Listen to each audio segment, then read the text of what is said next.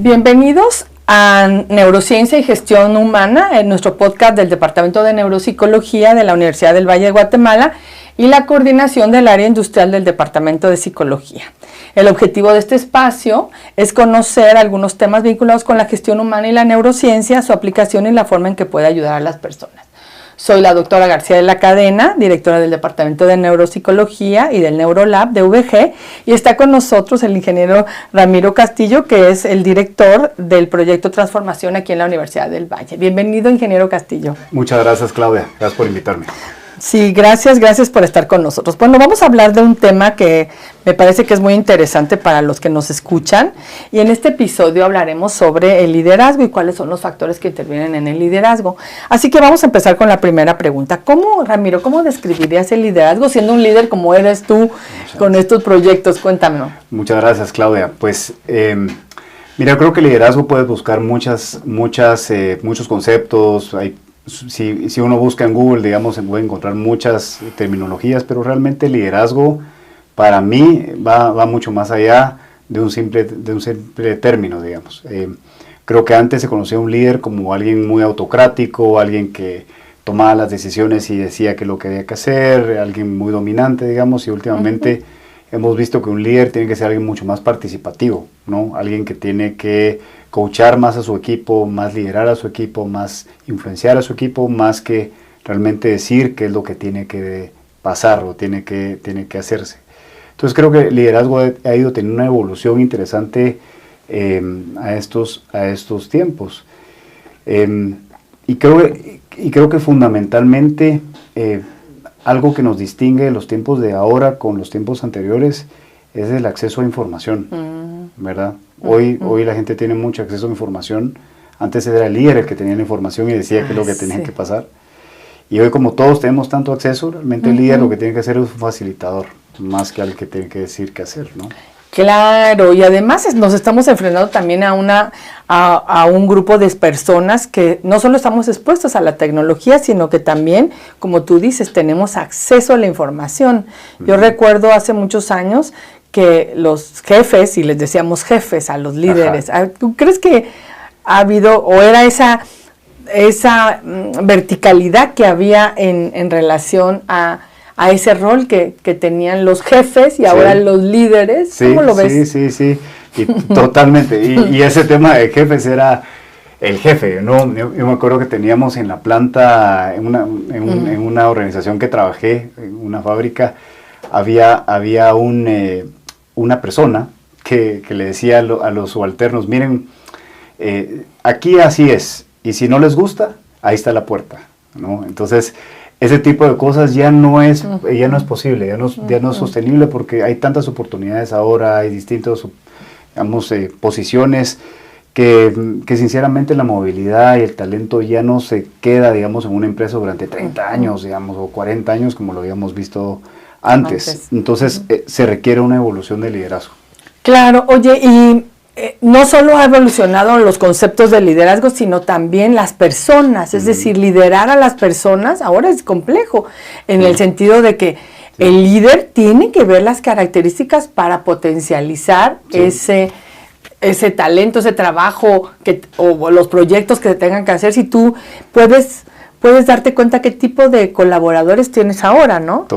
Totalmente. Mira, y algo importante tal vez, Claudia, es como te dicen en los aviones, no puedes ponerle la máscara a alguien sin ponértela antes a ti, ¿verdad? Yo creo que eso es una máxima, es una premisa que a mí me guía mucho en el liderazgo. Porque para poder ver el estilo de liderazgo y poder ayudar a nuestras personas, primero tenemos que entender cómo es nuestro estilo de liderazgo, ¿verdad? Cuáles son nuestras fortalezas y oportunidades de mejora para poder actuar sobre ellas y sobre todo saber de que el liderazgo en verdad es servicio. Tú no puedes servir a una persona si antes no trabajamos en uno mismo, ¿verdad? Entonces, tal vez, número uno, te diría, trabajar en uno mismo como su liderazgo, digamos, para poder liderar a alguien más. Claro. Mira. Oye, y quizá para los que nos están escuchando, pues ahora sabemos mucho, no solo de la importancia del autoconocimiento, que en realidad, si lo vemos con relación a la neurociencia, es una función ejecutiva. Es decir, la capacidad que tenemos de reconocer cómo pensamos, la forma como resolvemos los problemas, la forma como afrontamos los problemas, ¿no? Sí. Y eso gracias a que cada vez sabemos más de cómo funciona nuestro cerebro, de cómo funcionan estos procesos, es mucho más fácil que uno pueda identificar todos estos valores, ¿verdad? Sí. O talentos que le llamamos de nuestros colaboradores. Total, mira, y la verdad es que esto no es nuevo, sinceramente, si tú te das cuenta, tenemos el libro de Daniel Goleman, digamos, de la inteligencia emocional, que es viejísimo, digamos, pero ¿qué es lo que pasa? Yo creo que primero uno tiene que ser valiente y en aceptar que uno tiene que trabajar en uno primero y después ver los demás, ¿no? Creo que todos los estilos de liderazgo son valiosos en una organización, en una empresa, en una institución. Creo que es valioso. Lo importante del líder es hacer cómo hacemos para que todos trabajen en sintonía para alcanzar un resultado. Me encanta cómo lo escribe CCL, que es una organización súper reconocida en liderazgo, y te dice, ¿qué es liderazgo? Y para ellos liderazgo es el proceso en el cual un cúmulo de personas se organiza para poder alcanzar un resultado que de otra forma no hubieran podido alcanzar de forma independiente. Entonces, eso para mí me dejó súper marcado porque te dice, ok, si tú quieres lograr resultados extraordinarios, tienes que poder liderar, ¿verdad? Claro, y al final las personas a lo largo del tiempo van transformando su liderazgo, ¿verdad? Es decir, ahora quién sabe jalar y ahora te toca dirigir, estar con la bocina diciendo háganlo de esta forma. Entonces también esa movilidad es de muchos retos, porque si tú no te conoces te puedes sentir muy amenazado, ¿no? Totalmente. Mira, el tener gente a cargo, ¿verdad? Y sobre todo que tenga más capacidades o mejores competencias es fundamental para poder crecer.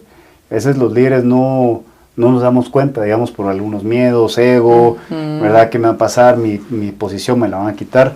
Pero digamos que esos son paradigmas, ¿verdad?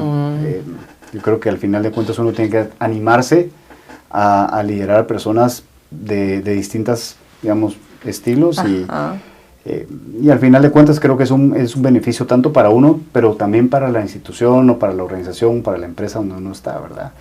Ya lo importante, creo que conecta mucho con la neurociencia, es la neuroplasticidad, claro, ¿no? Porque al final de cuentas, como estamos wired en nuestro cerebro, se puede modificar, ¿verdad? Y uno tiene que ser inteligente para entender que estos paradigmas que vienen de antes o que los aprendí de mi familia o mi jefe que tuve o lo que sea, los puedo ir cambiando para poder ir mejorando y superándome, ¿verdad? Sí, y muchas veces los jóvenes que van a escuchar este podcast, los jóvenes, piensan que el líder o seguir a alguien no necesariamente está vinculado con qué tanta habilidad o capacidad tengas. Es quien tenga en conjunto o quien desarrolle en conjunto una serie de habilidades, claro, que a veces algunos autores hablaban de persuadir, hay que persuadir al otro, ¿verdad? Y a veces, si ves en la historia, la gente que logra cosas, hace mucha gente lograba cosas solo, pero ahora ya no se puede. No, por supuesto. ¿Verdad? Antes, uno iba a un sitio, conocía las cosas, los demás nunca habían tenido oportunidad de ir a ese sitio, entonces surgían ideas, pero ahora olvídate, o sea, y la información está disponible para todos. Entonces la pregunta que te quiero hacer, Ramiro, es si hay una apertura para que todo el mundo tenga acceso a todos, ¿qué hace un buen líder teniendo todos estos retos? O sea, si ya dijiste, es un elemento muy importante, es trabajar en uno mismo, claro, como persona, claro, ¿verdad? Trabajar nuestras creencias, pero ¿qué otras cosas podría para esta generación que nos va a escuchar? ¿Qué otras cosas podemos decir del aprendizaje que has tenido en esta tu carrera, ¿no? Buenísimo. Mira, yo te diría que una vez conociéndonos a nosotros mismos, creo que el siguiente punto es entender cómo puedo ayudar a la persona, cómo puedo servir a mi equipo de trabajo, ¿verdad? Herramientas fundamentales de esto es, por ejemplo, coaching, ¿no? Que ahora es una palabra tan abierta y polémica de repente. Y todos la usan, ¿verdad? Yo soy coach y el coach, ¿qué es ser un coach, verdad? Ahora, ¿qué es ser un coach? Pero para mí, ser un coach es ser una persona que está acompañando el viaje de alguien más, ¿verdad? Y si tú estás entrenado para acompañar el viaje de alguien más, de un reporte, de alguien que digamos que trabaja contigo, se vuelve fundamental, una pieza fundamental. Porque tú quieres que esa persona sea exitosa, ¿verdad? Quieres que esa persona o esas personas que te reportan logren sus resultados, sean plenos, sean felices, sean exitosos. Entonces, si tú puedes ser un acompañante de esa persona y facilitarle su camino, la vas a hacer, ¿verdad? Claro. Herramientas hay miles que uno puede utilizar para ser mejor, digamos, coach, pero al final de cuentas es reconocer de que uno en verdad realmente es un coach de esa persona, es un acompañante de esa persona. Yo facilito que tú seas exitoso, ¿verdad? A mí me encanta decirle a mi equipo, digamos, a los equipos que me han reportado, mi principal trabajo es hacerte exitoso en esta etapa de carrera en la que estás. Ese es mi principal trabajo. Y yo voy a hacer lo que sea necesario y lo que yo pueda hacer, digamos, dentro de los recursos que tengo, para que eso sea una realidad. Bueno, he tenido logros, he tenido algunos fracasos también, pero al final de cuentas creo que la fórmula me ha funcionado y en general mis jefes que he tenido, que han sido así, son las personas que más he recordado en mi vida. Y más has aprendido, ¿no? Exactamente. Es un tema interesantísimo, pero bueno, tenemos que terminar y despedirnos de los que nos escuchan. Gracias por acompañarnos, Ramiro, en Neurociencia y Gestión Humana.